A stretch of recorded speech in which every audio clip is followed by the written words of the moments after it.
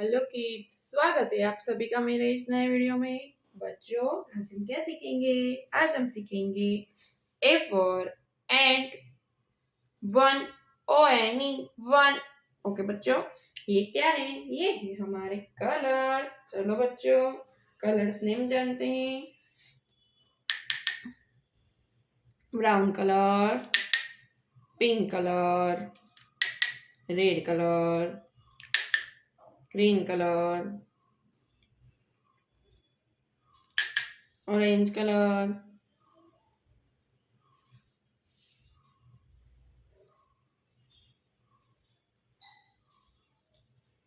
चलो बच्चों, स्टार्ट करते हैं।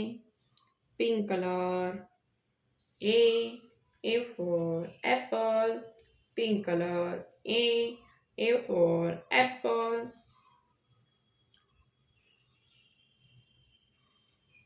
pink color, A for apple, O-N-E, one, pink color, one, O-N-E, one के बाद two,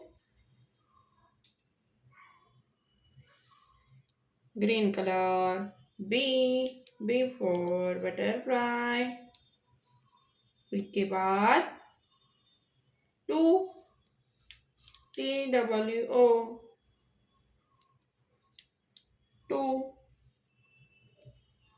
टू के बाद C, brown colour, C for camel, three,